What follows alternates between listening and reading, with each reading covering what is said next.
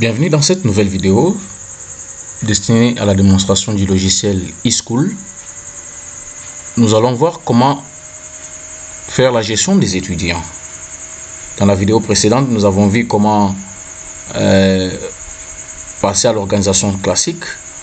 Et maintenant, nous allons voir comment faire la gestion des étudiants. La gestion des étudiants, c'est un sous-module du grand module des activités liées aux activités académiques. Donc, dans la gestion des étudiants, nous avons aussi deux sous-modules là-bas, deux sous-petits modules. Nous avons la gestion des inscriptions et la gestion des cartes des étudiants. Donc, dans cette vidéo, nous allons voir d'abord comment on peut faire des inscriptions des étudiants. Là, nous cliquons sur le bouton d'inscription et là, nous tombons sur cette interface. L'interface qui a trois onglets. Nous avons le premier onglet, c'est l'onglet principal qui est de l'inscription. Le second onglet, c'est l'onglet de réinscription. Et le troisième onglet, c'est l'onglet des statistiques pour visualiser les statistiques des réinscriptions, soit des inscriptions des étudiants. On commence d'abord avec le premier onglet pour la gestion des inscriptions. Nous allons commencer par inscrire notre premier étudiant. Nous cliquons sur le bouton inscrire. Alors, s'affiche cette interface qui est un peu beaucoup plus vague là. Nous allons voir comment voir toutes les structures de cette interface. Alors, la première chose ici, nous avons le système d'études. Le système d'études nous permet aussi de pouvoir préciser les promotions. Vous voyez, dans la précédente vidéo, nous avons enregistré des promotions selon les systèmes d'études. Donc, par défaut, c'est le système LMD qui est pris en charge. Si c'était classique, on va sur classique et on change de système. Nous rentrons seulement sur le système LMD. Après, ici, nous avons l'année académique. Ce sont les informations très importantes. La première information, c'est l'année académique. On doit préciser l'année académique. Vous voyez, on a écrit par exemple 2023-2024. Là, nous mettons le curseur pour préciser l'année académique 2023-2024. Alors, nous devons préciser qu'il s'agit d'une nouvelle inscription. Comme il s'agit d'une nouvelle inscription, là, on clique sur nouvelle inscription. Vous voyez, au niveau des numéros d'inscription, on nous donne le numéro 1. Ça veut dire c'est la première inscription. Après, nous continuons avec notre enregistrement du formulaire d'inscription. Nous sommes sur la partie qui est liée à l'identité de l'étudiant. On doit d'abord enregistrer l'identité de l'étudiant avant de passer à son inscription. Alors, dans l'identité de l'étudiant, nous avons la première zone ici, c'est la zone de saisie qui est destinée à la photo. Donc, il faut enregistrer la photo de l'étudiant. Et nous avons deux façons d'enregistrer la photo de l'étudiant. On peut passer par le capture de la photo. Là, il faudra avoir une caméra webcam. On peut essayer de faire quelque chose. Et lorsque je clique sur la capture de la photo, vous voyez directement qu'il y a une caméra webcam qui apparaît dans le frontal. Et je peux maintenant faire le capture de la photo. Je clique sur capturer. Voilà, lorsque je clique sur capturer et je vais terminer, vous voyez directement que la photo est récupérée de l'autre côté. On peut enregistrer. Soit, s'il n'y a pas de capture d'écran, on peut aussi passer par la recherche d'un fichier, d'une photo qui existe sur l'espace de notre système, par exemple. Là, on va sur le bouton parcourir. Je vais sur le bouton parcourir et je vais chercher une photo que je peux ajouter. Normalement, ça doit être la photo de l'étudiant. Donc, nous avons prévu les deux modes parce qu'on ne sait pas comment les choses peuvent se passer au sein des structures d'enseignement supérieur universitaire. Alors, je vais chercher une photo quelque part là. Bon, un petit truc juste pour faire la démonstration. Et je vais dans l'emplacement. Par exemple, dans le bureau, sur le bureau plutôt. Et je prends un dossier qui est là-bas. Je peux chercher une photo qui a la forme d'une personne. Mais normalement, on doit chercher la photo de l'étudiant. Et ici, bon, comme je n'ai pas de photos des étudiants ici, je vais juste prendre quelque chose pour me permettre de... Voilà, je pense c'est par exemple cette image-là. Ça me va bien comme ça et je vais ouvrir. Vous voyez qu'on a récupéré l'image ou la photo. Donc les deux possibilités sont vraiment offertes. Soit on fait capture des photos, soit on va parcourir un fichier de la photo. Alors après nous allons maintenant remplir le nom de l'étudiant. Vous voyez, on nous a donné ici par exemple Mukendi Kalonga Charles. Alors on met le nom complet de l'étudiant. Je prends par exemple Ndibou Kalala Martin. Ndibou Kalala Martin. On précise le lieu de naissance. Je prends par exemple Kananga. La date de naissance de l'étudiant. Je vais chercher. Je clique là-bas pour d'abord chercher les années. Je déroule. Vous avez la possibilité de saisir manuellement, soit la possibilité d'utiliser le calendrier. Ça dépendra de comment vous allez vous adapter. Je prends par exemple l'année 2006. Je prends l'année en février 2006. Le 10 février 2006. Alors, je précise bien, vous pouvez les saisir manuellement ou aller avec calendrier, ça dépendra de votre facilité. On précise le sexe ici, il est masculin, M.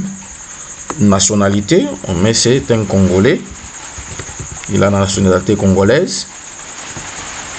Alors ici, il y a la génération automatique des numéros matricules. Donc le logiciel vous donne la possibilité de pouvoir générer automatiquement le numéro matricule de l'étudiant.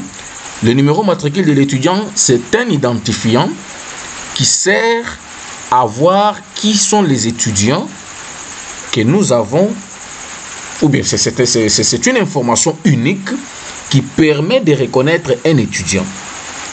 Alors le logiciel a la possibilité de créer lui-même un identifiant unique et attribuer à chaque étudiant. Si vous ne voulez pas que cela puisse se faire d'une manière automatique et que la structure a sa manière d'organiser les numéros matricules ou les faire manuellement, là, vous allez décocher la case qui est là-bas. Vous voyez, générer les matricules auto. Là, on a généré les matricules auto lorsqu'on a précisé une inscription, nouvelle inscription. Lorsqu'on va sur saisir manuellement les matricules, vous voyez que l'espace des matricules était auparavant grise plutôt. Donc, vous voyez cette zone de saisie là, lorsque c'est la génération automatique, vous ne pouvez pas saisir quelque chose là-bas, on a grisé. Et si vous voulez faire les choses d'une manière beaucoup plus manuelle selon l'organisation, alors là, vous allez cliquer là-bas et on vous donne la possibilité d'effacer ce qui est là-bas et mettre votre propre numéro matricule. Mais ce que nous vous conseillons, c'est de pouvoir utiliser l'attribution des numéros matricules automatiques du logiciel, parce que ça c'est beaucoup plus précis. Ça va nous éviter d'avoir des redondances pour ne pas attribuer un même numéro matricule à un étudiant, ce qui va prêter à beaucoup de confusion, ce qui ne sera pas bon. Alors moi je laisse ce que les logiciels me proposent. Il me propose le numéro matricule. Vous voyez que directement lorsque nous avons cliqué sur la nouvelle inscription, on a généré les numéros matricules automatiques. C'est le 1/2023/001. Ça veut dire quoi? Ça veut dire qu'il s'agit du premier enregistrement qui est effectué dans l'année 2023. Et le 001, c'est le code de l'utilisateur qui est en train de saisir. L'utilisateur, c'est Eva. Alors, après, on va maintenant passer à la zone de l'inscription. Dans la zone de l'inscription, nous allons d'abord choisir le département. On choisit le département. Je peux agrandir. C'est informatique de gestion. Pour le moment, on n'a qu'une seule qu'un seul département ou une seule faculté, voulais-je dire. Ce que nous avons enregistré dans la précédente vidéo. Alors, je vais préciser dans quelle filière est inscrit l'étudiant. L'étudiant a fait le choix de la filière de génie logiciel, par exemple. Alors, cet étudiant-là, il est inscrit en quelle promotion? Alors, je vais préciser la promotion. Mais pour préciser la promotion, on me dit, désolé, vous devez d'abord préciser le grade ou le cycle. C'est très important. Vous vous souvenez, dans la vidéo précédente, nous avons vu, quand on a enregistré des promotions, chaque promotion était liée à un cycle ou au grade. Donc, je vais d'abord préciser le cycle ou les grades. Je pense que c'est licence académique. Alors, je peux maintenant dérouler la liste de toutes les promotions de licence académique. Nous avons L1 LMD, L2 LMD, L3 LMD, ce que nous avons fait dans la vidéo précédente. L'étudiant est inscrit en L1 LMD. On précise maintenant la date d'inscription. La date d'inscription, je prends par exemple n'importe quelle date là. Alors, le pourcentage qu'il a obtenu aux examens d'État.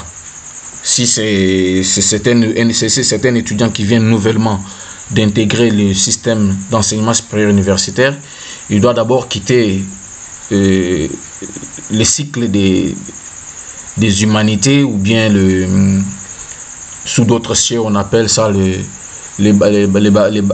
baccalauréats, tout ça. Alors, les pourcentages qu'il a obtenu, je précise par exemple, il a obtenu 65% aux examens d'État. Alors ici nous avons la zone suivante, c'est la zone qui est destinée aux documents d'inscription.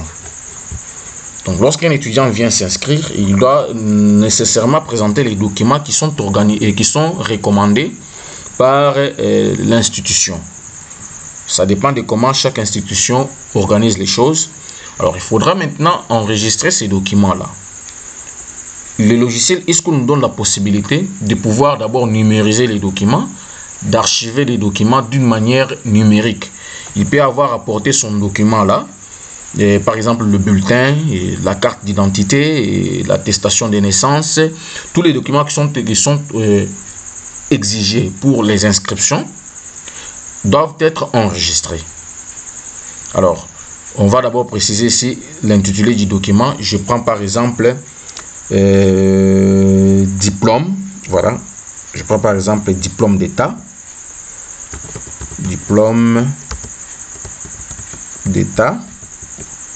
il a apporté son diplôme d'État. Alors il faudra maintenant d'abord numériser ces diplômes là et puis enregistrer le fichier logique de ces diplômes là dans la machine. C'est très important, ça va permettre aux contrôleurs de pouvoir passer en revue chaque étudiant pour voir qui est l'étudiant qui est réellement en ordre, qui est l'étudiant qui doit suivre les cours selon les programmes qui est établi. Et ça nous donne vraiment de suivre, faire le suivi des étudiants et la traçabilité de tout ce qu'ils ont eu comme avoir comme parcours scolaire ou académique ou ailleurs. Alors, on va préciser les types ou les formats maintenant du document. Peut-être que les documents, lorsqu'on l'a numérisé, nous avons des formats qui sont proposés par les logiciels. Nous avons le format image, ça c'est au cas où les documents a été numérisé et enregistré sous le format JPJ image. Soit si le format est enregistré sous le document est enregistré sous le format PDF. Donc s'il est numérisé et converti en PDF par exemple, je vais prendre PDF. Alors je vais parcourir les documents là où ils se trouvent pour que je puisse les récupérer et enregistrer ces documents là d'une manière numérique dans notre base de données. Là je clique sur le bouton de parcourir les documents. Je vais aller sur l'emplacement. Bon, je vais chercher quelque chose là sur ma machine. Je vais sur le bureau là-bas. Si je prends ici diplôme, voilà, je sélectionne. Vous voyez les documents qui a le format PDF. Je sélectionne diplôme. Voilà. voyez, lorsque je sélectionne diplôme, directement, on me donne le nom logique de ces fichiers-là, selon que c'était renommé sur notre machine. Le nom du document là-bas, c'est écrit diplôme. Là, maintenant, je valide. Alors, lorsque je valide, vous voyez que dans notre petit tableau des documents, on nous a donné le premier document, c'est le diplôme. Si nous voulons supprimer ça, on clique seulement sur le bouton supprimer. Si nous voulons visualiser ces documents-là, par exemple, là, on clique sur l'œil. Lorsqu'on va sur l'œil, vous voyez directement qu'on va nous ouvrir une autre interface pour visualiser le diplôme qui a été numérisé. Vous voyez par exemple celui-là qui est là. C'est le diplôme qui était numérisé et que j'avais pris sur la machine. Donc ceci, c'est très important pour aider vraiment aux autorités d'avoir les informations de tous les étudiants d'une manière numérique. Il peut y arriver qu'avec beaucoup de réalités, il y a incendie au sein de la structure. Vous voyez qu'on risque de perdre tous les documents. Alors avec le logiciel eSchool, vous avez la possibilité de numériser tous les documents, que ce soit les documents académiques, les documents des étudiants, tout est numérisé de sorte que lorsqu'on a besoin de voir tel ou tel document, on peut se référer automatiquement. Voilà. Et je peux ajouter encore un autre document, c'est pas par exemple carte de lecteur. Carte de lecteur. Comme une pièce d'identité. Carte de lecteur.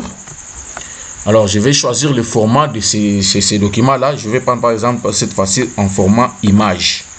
Là, il faut que j'aille parcourir et chercher là où se trouve ce document qui est déjà au préalable numérisé et gardé quelque part. Je vais aller le chercher. Est-ce que je peux trouver un document qui a la forme de l'image ici? Carte de lecteur.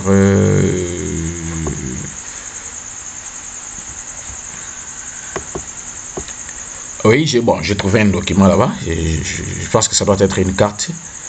Le format JPG. Voilà. Voilà, c'est une carte, ça est là, c'est correct. J'ouvre la carte. Et vous voyez que lorsqu'on prend maintenant un document qui a la forme d'une image, il y a l'aperçu qui est de l'autre côté où on peut voir cette image-là.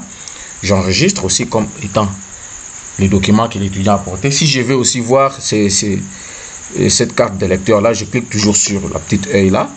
Là, on va m'ouvrir le visualiseur des images qui est là-bas. On peut agrandir, on peut travailler aussi sur ce fichier-là. Tout ça, on peut enregistrer, imprimer tout ça. C'est bon. Alors, après avoir enregistré tous les documents qui accompagnent l'étudiant pour son inscription, là, nous allons maintenant valider l'inscription. Pour valider l'inscription, on vient ici sur le bouton « Valider l'inscription ». Et lorsque l'inscription est validée, directement, vous allez voir que l'étudiant a été inscrit. Et au niveau du tableau d'affichage là-bas, je peux quitter cette interface pour les formulaires d'inscription. Vous voyez que nous avons notre premier étudiant qui est enregistré. Alors c'est ça le travail à faire. Enregistrer d'abord les étudiants. Mais avant d'enregistrer les étudiants, il faut d'abord passer par l'organisation classique que nous avons vue dans la vidéo précédente. Je pense que nous allons continuer encore avec la démonstration de ces logiciels. Vous avez la possibilité par exemple ici de rechercher, faire des recherches avancées. Ici, lorsque vous cliquez ici, vous avez la possibilité de voir la liste de tous les étudiants qui sont inscrits par département par exemple. Là, c'est pour voir les statistiques que nous allons voir dans la vidéo qui va suivre prochainement. Vous avez la possibilité de voir, visualiser la liste de tous les inscrits par promotion et filière. Par exemple, dans la promotion de L1, LMD, filière génie logiciel, qui sont les étudiants qui sont enregistrés dedans. On a la possibilité de voir les étudiants qui sont en liste des étudiants inscrits par sexe. Par exemple, cette année académique, nous avons inscrit combien de filles, nous avons inscrit combien de garçons.